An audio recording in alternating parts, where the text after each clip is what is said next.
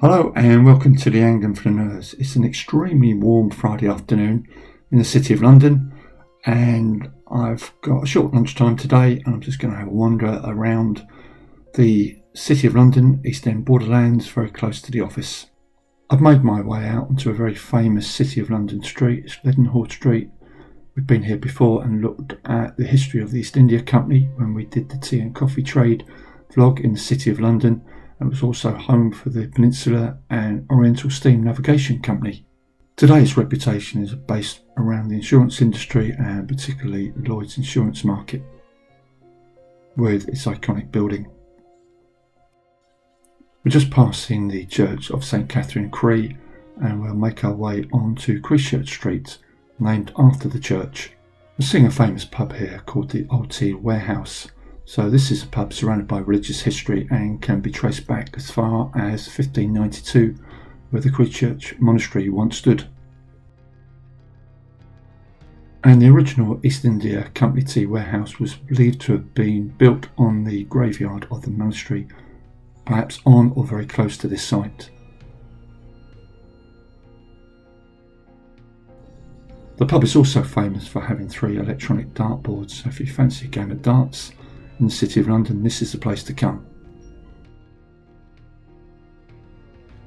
We've now come to the Trinity Bell pub. Now it's in a fine building and is a very decent pub, but its most recent history is the number of frequent name changes it's had, from Lowlander, Jamie's, Creechurch Pub and Bar, and now the Trinity Bell. Now let's catch up with a bit of history about the church. The Guild Church of St Catherine Cree was founded in 1280. The famous London historian John Stowe wrote of the church, "This church seems to be very old, since the building where the High Street hath been is often raised by pavements that now men are fain to descend into the said church by divers steps, 7 in number." And now we've come across a plaque for the site of the first synagogue in London. It was the Creechurch Lane synagogue, built in 1657 and was visited by Samuel Pepys in 1663. Later on in the walk today we'll be visiting Bevis Marks and seeing the site of London's first official and biggest synagogue. We've covered it before in a previous vlog, and I'll be coming back when the synagogue has undergone refurbishment to do a proper vlog on it. Actually, I should correct myself there. I'm not sure it's the largest synagogue in London. I think there's some debate on that, but let's again leave that argument for another day. We're now making our way onto Mitre Street, and very soon we'll be at the site of Mitre Square. And we can see before us a very fine establishment, the Craft Beer Company. Excellent place to go. And let's also have a look at these wonderful buildings. Were they old tea warehouses or offices? The square was the site of the cloister of Holy Trinity Priory, Aldgate, which was demolished under Henry VIII at the time of the dissolution of the monasteries in the late 1530s. The south corner of Mitre Square was infamous for the site of the murder of Catherine Eddowes by Jack the Ripper in 1888. A mutilated body was found there at 1:44 in the morning on the morning of the 30th of September, and this was the westernmost of the Whitechapel murders and the only one located within the boundaries of the City of London. Though to call it one of the Whitechapel murders may technically be wrong. But let's not get too pedantic. We've now made our way fully into the square and we can see the statue in front of us called Habitat by Pedro Perez. I've come to a blue plaque showing you the site of the Priory of the Holy Trinity, founded in 1108 and previously mentioned in the vlog.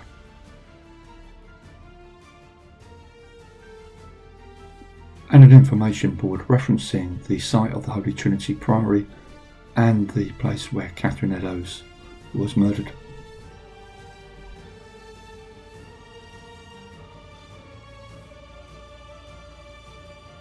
And now we've come to St James's Passage, which leads from Mitre Square In the 18th century it went by the name of Dark Entry.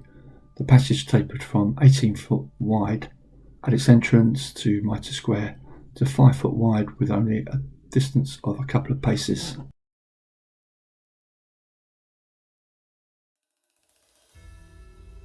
We're now showing you the site of the Aldgate School, and we'll also be showing you some markings in the pavement where the London Wall stood.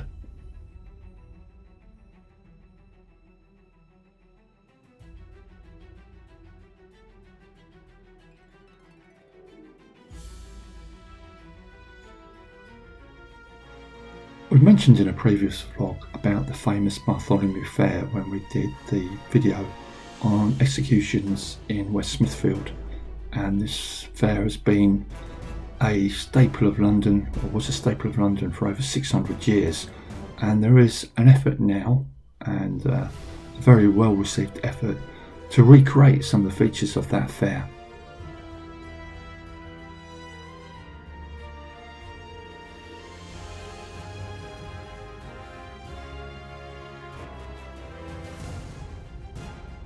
A number of events are taking place at the end of August through to the middle of September, and I've just dropped you in a little bit about the fair itself, some of the literature really describing the events that's happening.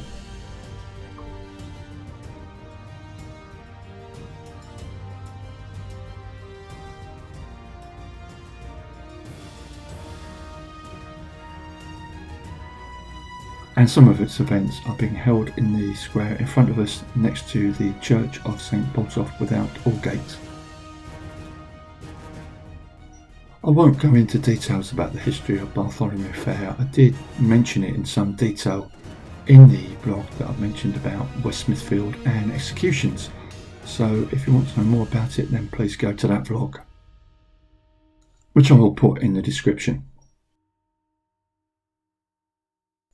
At first glance, it seems quite gentrified and well behaved. I might be wrong in that, but it seems quite at odds with the reputation that Bartholomew Fair had, say 400 years ago, where it had a reputation for rowdy and drunken behaviour, lots of promiscuity. But who knows, the day is young. We've now made it into the gardens and what I presume was the graveyard of the Church of St Botolph without Aldgate. We've shown this church many times in previous vlogs. And I shall tell you a little bit about the history of the area and the church. From 1236 this area had a strong and thriving Jewish population, and this lasted until the expulsion of the Jews from England in 1290. And in 1483 the ward of Portsoken, where we are now, is described, and excuse my language here, as having more aliens in its population than any other ward in the City of London. And in the late 16th and 17th century the parish as a whole is recorded as having a population of at least 25 people identified, and again, excuse my language, as blackamoors.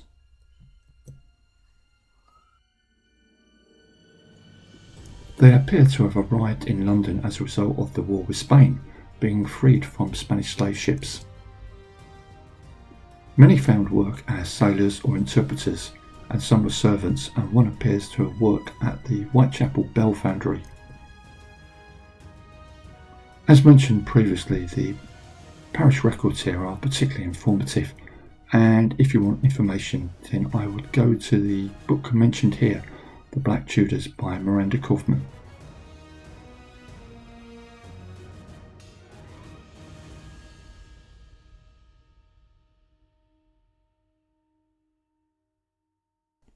We've now moved away from the church and we've made our way towards Bevis Marks. Over the centuries the street has had many names, but has been called Bevis Marks since 1720, and the great London historian John Stowe believes the name to derive from the abbots of Bury St Edmunds in Suffolk. The abbots of Bury St Edmunds owned large areas of land in this part of the city before the dissolution of the monasteries. Bevis Marks is mentioned several times in Charles Dickens' The Old Curiosity Shop as a street where solicitor Sampson Brass has his offices.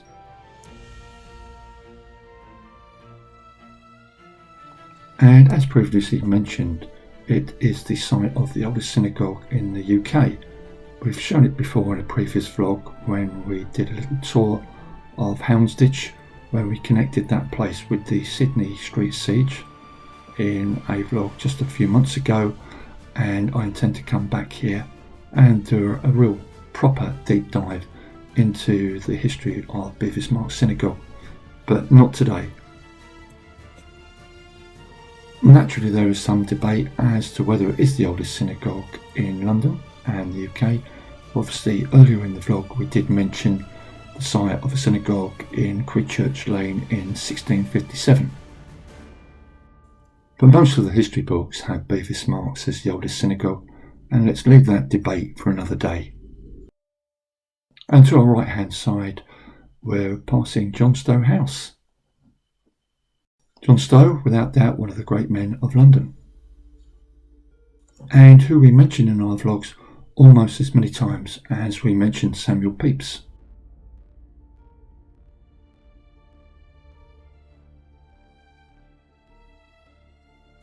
We're now very close to the site of the former Baltic Exchange and St Mary Axe, which was attacked by the IRA in April 1992, the day after the general election. I remember it as if it was yesterday.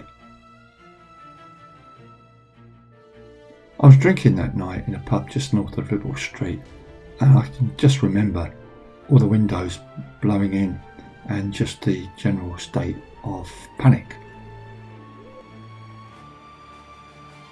And I'll sum it up as it's an experience I would never want to or have to repeat.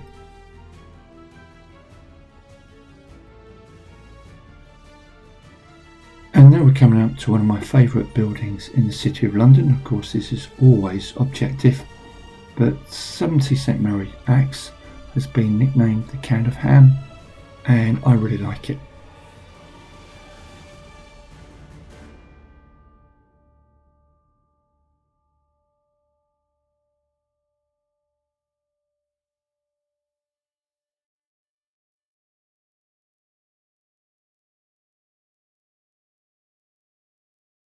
But nothing seems to divide opinion more than arguing and discussing buildings or modern day buildings in the City of London.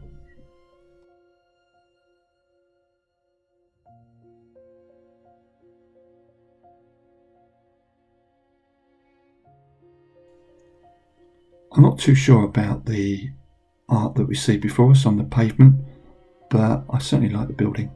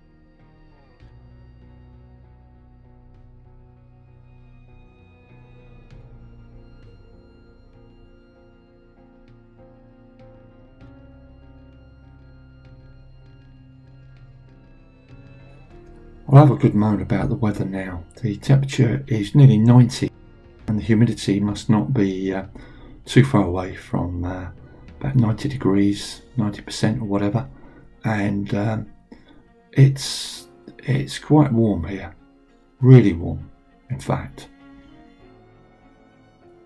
It always feels a few degrees warmer here, and I'm looking forward to the weekend, and with the good weather I'm intending to have a dip in the sea at Felixstowe.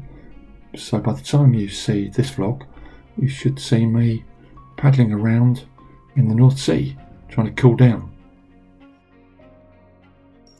And it's going to be another one of those swimming vlogs where if you're having trouble sleeping at all, put on the vlog, who knows, it might be a cure for insomnia.